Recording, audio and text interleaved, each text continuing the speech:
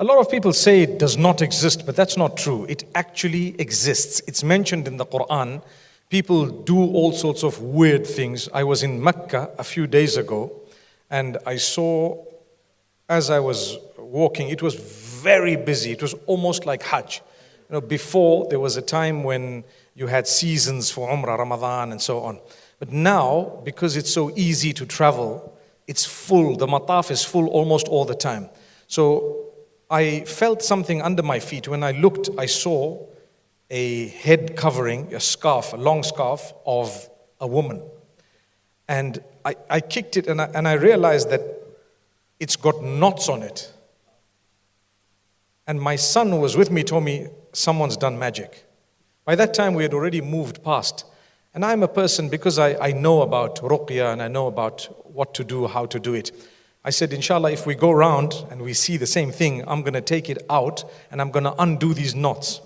I know that that won't work in the haram in Mecca. It won't work. So whoever did whatever they did, what they did is they took someone's headscarf, probably with their sweat and whatever else that might have been, and they tied knots. They must have blown in it. There's ways of doing magic which unfortunately is becoming very common. The hadith says whoever does it has distanced from Allah, associated partners with Allah. Whoever believes it or goes to someone who does it has disbelieved in what Muhammad sallallahu alaihi wasallam has brought. So you basically come out of Islam the minute you involve in that, even through a third party. For as long as it was you who tried to do some magic on someone, you no longer can call yourself a follower of Nabi Muhammad sallallahu alaihi wasallam. That's how bad it is. So we came round and lo and behold, I saw it. I picked it up and I started reading the same surah Sheikh Adnan was speaking about, and I'm opening this to a stench, a smell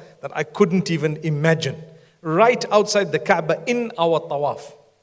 And I'm opening one after the other. And in my mind I said, you know what? This is Allah. I don't think people would have the guts and courage to go up and to undo. And I'm thinking to myself, 11 knots. That was the type of magic done on the Prophet sallallahu alaihi wasallam. 11 knots that someone had tied, inshallah, it wouldn't have affected someone, but I actually undid it even if it did affect someone. I don't know who it was. And I told myself, it's shocking how people can come to Mecca and do this. It's disbelief. It removes you from Islam. You cannot do magic on someone. It does exist. It's there, but it's prohibited. It's not allowed. It's a test from Allah subhanahu wa ta'ala. You don't like someone, you're not allowed to do something to them that's actually detrimental to your own connection with Allah. Sometimes you love someone and you want to bring them closer to you, so you end up going to a guy or anyone who's going to tell you, okay, I can do some deed that can bring his heart under control. What on earth do you think you're doing? You're losing faith totally. You literally are no longer a Muslim. Literally no longer a Muslim. You're not allowed to do that. The hadith says, Man ata arrafan aw kahinan. Oh, in fact, the one hadith says, Man sahara faqad ashrak. Whoever does magic has associated partners with Allah. They've done shirk. Straight, that's a hadith. So you cannot do the magic. Another one says, whoever goes to a fortune teller, a soothsayer, any of these people, and believes what they're doing or what they've said about the future and about things of the unseen, they have disbelieved in what the Prophet Muhammad sallallahu alaihi wasallam brought. What did he bring? Islam. So it does exist. It does exist. To protect ourselves, again, you need to read ruqya.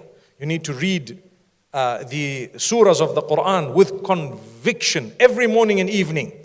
Even if a woman is on her menstrual cycle, the ruqya for protection, you definitely have to read it, come what may. Every morning, every evening. There is a lot going on earth today. A lot of people, unfortunately, for every small thing, they want to, let's do magic. Let's go to this person. Let's go to someone who can bring this person under control or who can fix them up. You end up hurting people, but more than hurting them, you've actually almost eradicated your chances of going to Jannah. So you have to seek forgiveness and you have to turn back, repent. You have to say or repeat your shahada and come back to the fold of Islam and ask Allah subhanahu wa ta'ala to strengthen you and to forgive you. So we have to read mu'awwidhat, we have to read the surahs of protection, and at times you may want to visit a legitimate raqi. Raqi is someone who can read the Quranic verses and the Sunnah du'as and perhaps blow on you. Now, that's not the first thing you should do. The first thing you should do, self-ruqyah. You read yourself, the Quran. You have Zamzam water, you have extra virgin cold pressed olive oil. You can rub it on your forehead, on your chest. You have a bit of it. You have raw honey, raw natural honey, which has cure in it. You have the black seed and the black seed oil, which has cure in it, and a few of these things from the Sunnah. But we must make sure that we always lead a clean, clear life. Take your salah seriously. You know, something's come to my mind now. There was a Russian magician I mentioned once in my talks, or more than once, who was asked, a lady, and it's on YouTube if you want to Google it. If you want to check it out, search it.